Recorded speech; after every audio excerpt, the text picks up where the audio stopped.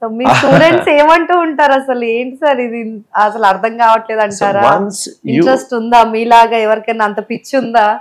నేను మీకు ఒక గురువు చెప్పిన మాట చెప్తాను. నేను మింతనాక టీచర్ని, జపాన్లో టీచర్ని అడిగాను, గురువు mean how you practised, how you get into the interest life నీకు ఎట్లా వచ్చింది, నువ్వు ఆర్టిస్ట్గా నువ్వు కొత్త కొత్త ఆలోచనలతో ఎట్లా వస్తున్నావు అని అంటే, నీ లైఫ్ని నువ్వే డిజైన్ చేసుకోవాలి. ఫర్ ఎగ్జాంపుల్ ఇక్కడ బావి ఇంత తవ్వాను, నేను బోరే వేసుకోవచ్చు, కానీ నేనే తవ్వాను. మీరు తవ్వడం ఏంటి అంటే, నేనే లోపలికి వెళ్ళడం, తవ్వడం అండ్ ఇంకొకరి హెల్ప్ తోటి మట్టిని తీసేయించడం. అలా 3 months వరకు తవ్వాడు.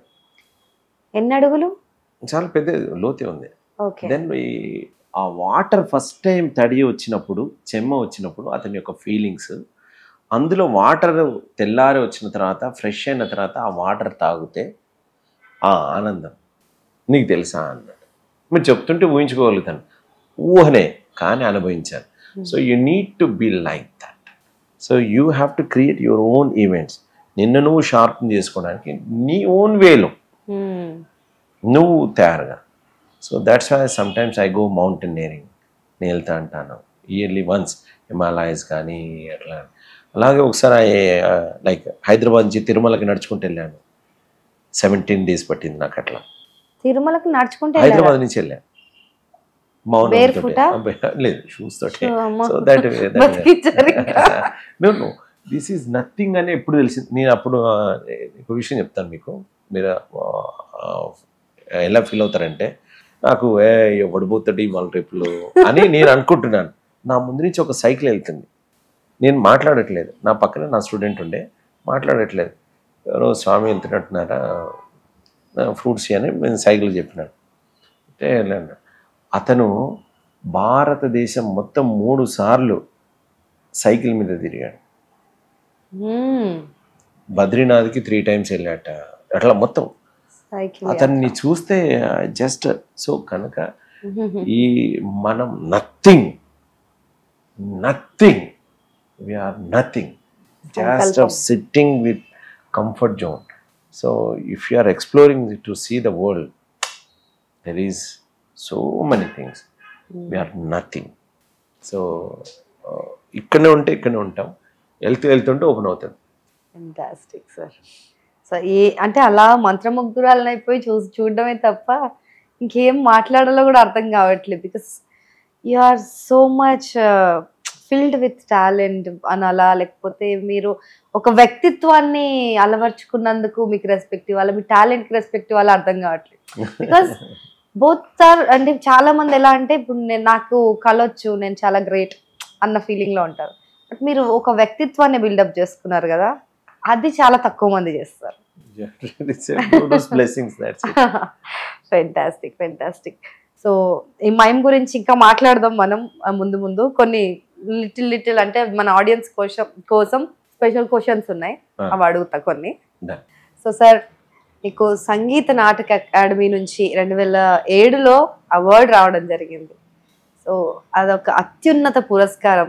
ఎలా అనిపించింది అవార్డు రిసీవ్ చేసుకున్నారు? బిస్మిల్లా ఖాన్ యువ పురస్కార్ మైమ్ రంగంలో భారతదేశంలో మొదటి పేరు నా నుంచి స్టార్ట్ కావడం, ఇట్స్ ఎ వెరీ ప్రివిలేజ్. చాలా సంతోషంగా అనిపించింది. కారణం ఏంటంటే, నేను ఈ మైమ్లో ఒక అవార్డ్స్ కానీ తర్వాత ఐడెంటిఫికేషన్ కాదు, ఇలాంటి ఏమి ఉండని ఒక పేరు ఉండేది. కానీ ఆల్రెడీ మా గురువుకి SNA అవార్డు ఉండే, అప్పుడు మైమ్లో ఇచ్చారు. అప్పటిదాకా ఇంకెవరికి ఇవ్వలేదు. ఒక కాంట్రిబ్యూషన్కి, నేను చేస్తున్న దాని కాంట్రిబ్యూషన్కి యంగ్స్టర్స్కి, అప్పుడు అబ్దుల్ కలాం గారు యంగ్స్టర్స్ కూడా ప్రోత్సహించాలని దే స్టార్టెడ్. అది నాకు మొదటిగా దక్కడం అనేది ఇట్స్ రియలీ ఒక మంచి పాయింట్. అంతే.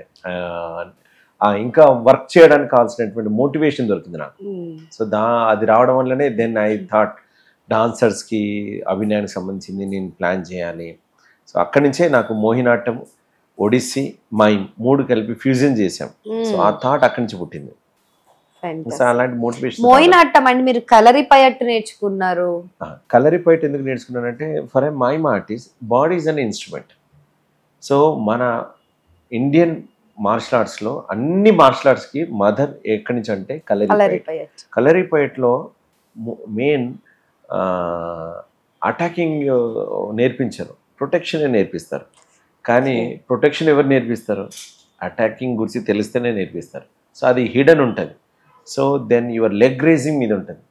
యాజ్ అన్ ఆర్టిస్ట్ స్టేజ్ పర్ఫార్మర్కి నీ మూమెంట్ అంతా లెగ్ తోటి ఉంటుంది.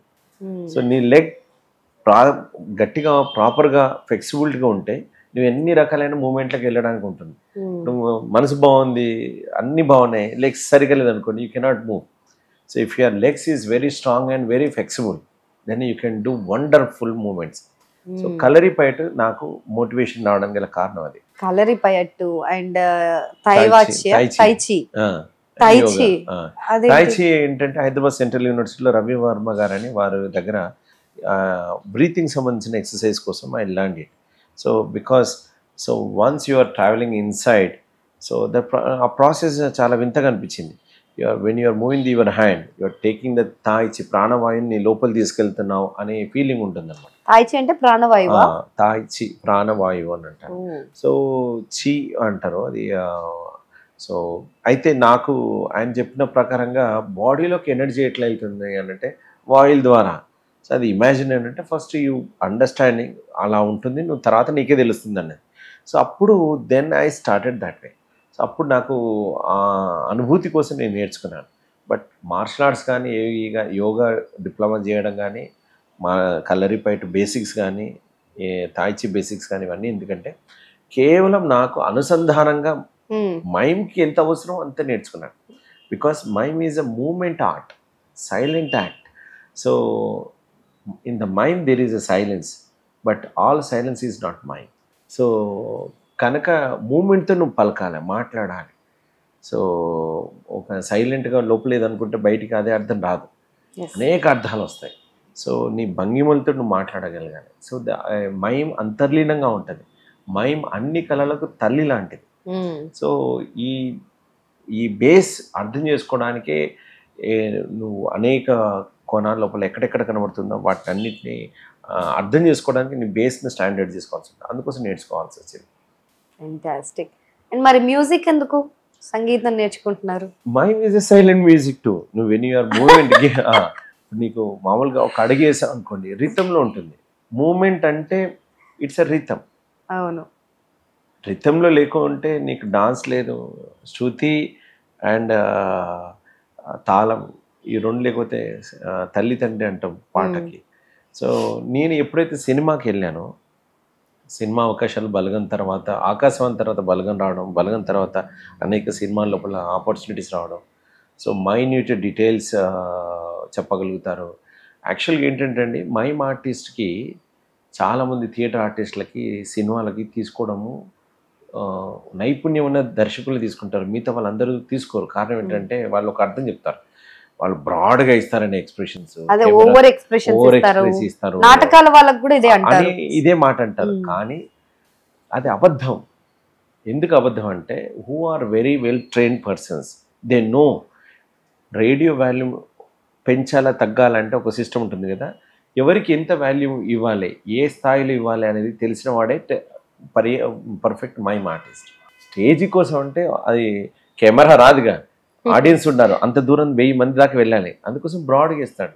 కానీ ఇక్కడ జూమే మన దగ్గరకు వస్తుంది, అప్పుడు నాకు ఇలాంటే చాలు, అంత పెద్ద స్క్రీన్ కూడా కనబడుతుంది.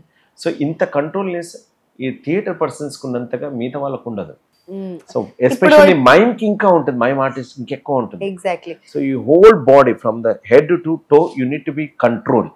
సో కనుక ఫిలిం పర్సన్స్కి మైమ్ ఆర్టిస్ట్ని తీసుకుంటే వాళ్ళకున్నంత సేఫ్ టైం కానీ వాళ్ళని చెప్పగానే అర్థం చేసుకొని ఇమీడియట్గా ప్రొడ్యూస్ చేసేటువంటి ఉంటుంది. అందుకే కమల్ హాసన్ గారు గొప్ప మైమ్ ఆర్టిస్ట్, చిరంజీవి గారు మైమ్ నేర్చుకున్నారు వాళ్ళు యాక్టింగ్ స్కూల్లో, రాజేంద్ర ప్రసాద్ గారు నేర్చుకున్నారు, రజనీకాంత్ గారు నేర్చుకున్నారు. రీసెంట్లీ ఇప్పుడు వస్తున్నటువంటి టెక్నాలజీ యూవీ మ్యాట్ తోటి చేసేవన్నీ you need to imagine everything, empty space, అందులో నువ్వు అన్నీ ఇమాజిన్ చేసుకొని చేయాలి. ద షేప్, దాని ఎనర్జీ, ద మూమెంట్, తర్వాత గ్రాఫిక్స్లో క్రియేట్ అవుతున్నాయి. So if you are a good at mime, then you will be చాలా గొప్పగా చేయొచ్చు. Minute details with eyeball expression, అంటే ఐబాల్ వరకు ఇవ్వడం, ఓకే. సో నోస్తో, లిప్స్తో, చిన్తో, ఓన్లీ భుజాలతో ఏదంటే బాడీ మొత్తం యాక్ట్ చేస్తుంది ఉంటుంది. సో కనుక సో నవ్ డేస్ యంగ్స్టర్స్ ఉండేటువంటి directors they are liking the mime artist నా. సో వాళ్ళు ఎక్కువ మంది నన్ను ఇష్టపడుతున్నారు. సో మంచి దర్శకులు అనేవాళ్ళు మైమ్ ఆర్టిస్ట్ మిస్ చేసుకోరు. సో నేనేదో మైమ్ ఆర్టిస్ట్ కదా, నాకేదో అవకాశం కావాలని మాట చెప్పట్లేదు. This is the true. నువ్వు హిస్టరీ చూసుకుంటే ఎవరైనా కానీ Charlie Chaplin is the great mind. అవును. సో చాలా గొప్ప గొప్ప వాళ్ళందరూ they know the internal travel. So అది. సో వాయిస్ ఎందుకన్నానంటే ఎప్పుడైతే సినిమా అవకాశాలు వచ్చాయి, నా గొంతు బాగుంది. సో డైలాగ్ చెప్పేటప్పుడు పద్యాలు పాడాలన్నా కానీ, లేకపోతే నా డైలాగ్ లోపల ఓ రిథమెటిక్గా చెప్పాలన్నా కానీ, సో ఆ యాస లేకుండా యాసలతో కావాలన్నా కానీ, ఈ అనుకూలత ఎప్పుడైతే వస్తుందో అప్పుడు దర్శకుడు కావాల్సింది మనం ఒక ఆర్టిస్ట్గా మనం ఇవ్వగలుగుతాం.